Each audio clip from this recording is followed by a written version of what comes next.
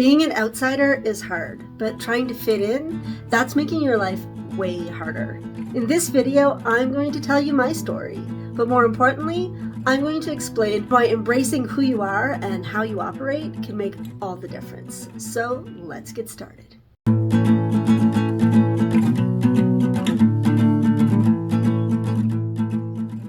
Most people start their story at the beginning, but I'm not most people, and if you're watching this video, you probably aren't either. So I'm going to start with what happened last month, when I signed up for a course to write my signature story. You know, the story you write about who you are, what you do, and why people should listen to you. The advice to figure out your epiphany moment, to set the scene for that moment of clarity where you realize what you have to change to get you from there to here. So I'm sitting in a cafe, drinking my chai latte, and trying to figure out what my epiphany moment is. Except, I don't have one. I don't have those kind of revelations. I have the kind that need to hit me on the head a few dozen times. I don't have that big moment of clarity. Having an epiphany that leads me to greatness has not been my experience. So I'm sitting in this cafe 6 years after my ADHD diagnosis, lamenting the fact that I can't write a signature story the way that I'm being told to because my neurodivergence gets in the way. And then I have an epiphany. I don't need to do anything the way the normies, the neurotypicals, do things. My signature story doesn't have me stepping into greatness. My story is me circling back and getting lost, feeling scared that I will never find my way, even when I'm closer to my goals than ever. That's the neurodivergent experience. We take the long way around, and we do it full of self-doubt and shame because the stories we are told don't match our own. We feel like failures because we fail to be typical. We don't fit in, and we probably never will. We are outsiders, and our stories don't get interesting until we accept that and look outward beyond the norm. Humans are herd animals, like zebras. The safest place to be in a herd is in the middle, surrounded by the herd. That's where we're expected to stay if we're too young, too old, or just too slow. And because neurodivergents don't follow the same timeline, we're told that's where we belong and that we just need to do a better job of blending in with the black and white stripes. Except our brains are technicolor. We can't fit in if we try. And we do try. Really freaking hard. It's just part of being human. Funny story, my son has long hair. He always has. And when he was younger, around 6 or 7, some of the boys in his class started teasing him about having long hair, saying he looked like a girl. He refused to cut his hair, and by the end of the year, those boys were growing their hair out. He stood out, and that disruption in the norm put everyone around him at risk. Not real risk, mind you, but their baby zebra brains just couldn't handle it, so they had to change themselves to fit. That's the power of the herd mentality. But here's the thing. Neurodivergents are not baby zebras. We are not meant to hide in the middle of the herd. We are not at risk because we're different. We're different because we are better at recognizing and facing that risk. Do you know what zebras don't hide in the herd? The fast ones, the brave ones, and the strong ones. If you find yourself perpetually on the outside, you're probably meant to protect the perimeter. And from there, your wider perspective makes more sense. Your pattern recognition, your impulsivity, even your anxiety make more sense. So why aren't we all out there outrunning and outmaneuvering tigers? Because we were taught not to. Like I was saying with my son and his classmates, children naturally feel a need to fit in, and we can't. So we often grow up feeling unsafe, even if we come from happy homes. ADHDers experience 20,000 more instances of negative feedback before they're even teenagers. That's coming from parents, from teachers, and from peers. And the message is very clear. Hide. Or, as the neurodivergent community calls it, mask. Masking is the ultimate act of safety when the behaviors, thoughts, and feelings you have naturally are called disruptive, off-putting, or just plain wrong. We're told that we're too much, so we become less. Who we are gets us into trouble, whether it's from our parents and teachers because we're acting out, or from our friends and classmates because we're missing social cues.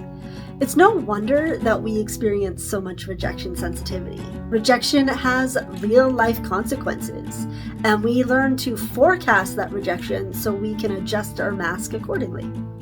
I saw somewhere recently someone was asking what was the big deal with masking because the examples she was reading seemed like good things to do, like being on time, not interrupting, and behaving in a socially acceptable manner. And they're right, showing up an hour late every time you meet your friend isn't a good thing, but neither is showing up an hour early just to avoid being 5 minutes late. I masked a lot before I was diagnosed. I would be practically nonverbal in some circles and too talkative in others, depending on the vibe. I changed my beliefs, my interests, and values, at least externally, just to avoid conflict. And I tried really hard to be someone I'm not, because the real me felt like the wrong choice. I tried to be a good wife and a good mother based on someone else's expectations, because the real me didn't feel good enough. Masking goes so much deeper than just a customer service voice. It shows up first and establishes a standard that you can't possibly live up to. Think of it like a real mask, the kind that you have to hold up to your face. Sure, it can look good and it can make people laugh and smile.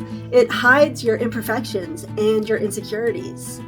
But holding it up all day, every day is eventually going to make your arm sore. And the longer you hold it up, the more painful and exhausting it gets. And more than that, holding it up means that you're doing everything else one-handed, and it affects your ability to carry other things. So not only are people not seeing the real you, they're seeing a version of you that's burdened with pain, exhaustion, and disability. The problem is that most of us have been wearing this mask for so long that we're not even aware of where the mask ends and we begin. The burden of it is normal to you, so it's easier to hold the mask up than to set the mask down. So give yourself time and grace. Unmasking is not easy, but it's worth it. There was a long period of time, I like to call my 20s, where masking was so much a part of my life that the only way I knew to unmask was through impairment. I graduated high school with high honors and a raging addiction that nobody knew about. Being an undiagnosed neurodivergent is living with a deep-seated sense that something is wrong and not knowing what it is. Drugs are a great way of giving you an answer because losing your keys on a regular basis becomes a whole lot easier to explain when you're high all the time. Now, I'm obviously not saying that we should all go out and do drugs as a means of coping, but it does explain why so many of us go out and do drugs as a means of coping. And part of that comes from our risk tolerance. I was getting myself into dangerous situations, not just for the adrenaline rush, but for the dopamine boost. Because when ADHDers get a dopamine boost, our brains literally function better. Which means I was putting myself at risk just so I could get myself out of it, and just for a moment felt like I was strong and smart and capable. Which I can admit is crazy, but it was my life until I hit 30 and was still struggling with the same issues I had dealt with when I was 18, 19 years old. On my 30th birthday, I told myself that it was time to grow up. A month after my 31st birthday, I sat in my doctor's office, bawling my eyes out because I had no ability to do so. He told me I was depressed and put me on an antidepressant, which changed my life. In just a few months, I had more clarity than I had ever had, and I could clearly see all the little fires that were slowly burning my life to the ground, and I knew that I had set every single one of them. That year was a changing point. Putting out those fires meant I had to walk away from a lot of people and places that were being warmed by them. It was painful, but it was also wonderful. I started dating my husband, I got pregnant, and I started a brand new life. And I lived happily ever after. Yay me. I wish it was that simple. What I didn't realize at the time was that the antidepressant I had been prescribed was also used to treat ADHD. I didn't learn this the easy way though. Oh no. I had to nearly burn my life down to the ground again. 5 years after I had started that antidepressant, I was given a prescription for an antacid, which rendered my miracle cure completely ineffective. For a year, I just slowly lost more and more clarity and control, and I didn't understand why. I thought it was stress. After all, I was a mom, I had a job, I was planning a wedding. I had no reason to suspect that anything else was going on until I was really, really not okay. I started disassociating so much that I pretty much changed into a different person. And I'm so grateful for my husband, who could have easily have left me, but he just recognized that I wasn't myself. I ended up in the hospital for a week, and I'd love to be able to tell you that the doctors figured it all out and I left with a new ADHD diagnosis and my mental health, and that's not reality. In reality, they just switched my meds and I started a different antidepressant. So I was no longer a risk to myself or others, but I cost my boss hundreds of dollars because I took a bunch of food out of the freezer, put it on top to take the stuff out that I needed, and then promptly forgot about all the food that I'd put on top of the freezer. And, along with a long list of other typical ADHD behaviors. Another whole year went by before I finally saw a post about ADHD in women. I remember telling my husband that I thought I had ADHD, and he quickly dismissed it until I listed off the symptoms, and he immediately handed me the phone and told me to make an appointment with my doctor. So I went back on that original medication, now knowing what it was treating, and 6 months later I found an article that linked that antacid with the effectiveness of ADHD meds. Side note, most doctors only get about an hour of training on neurodivergence all through med school. Just saying. I could wrap up my story there and tell you that finding out that I had ADHD changed my life, which it did, and that everything was fine after that. It was not. First, I had to grieve. Finding out that you have ADHD at 40 is a mixture of grief and relief. Relief because it's not my fault, and grief for the person I could have been and the life I could have had I only known sooner, because knowing you have ADHD doesn't make having it any less difficult. All the shame you felt because of this mixed bag of struggles, it just gets a name, not a solution. And I continued to struggle and feel hopeless even after diagnosis. Having a mental illness implies that it can get better, but having ADHD is for life, so I felt very much stuck with no change in sight. Or so I thought. It seems like we all go through this phase of hyperfocus where we learn everything we possibly can about ADHD.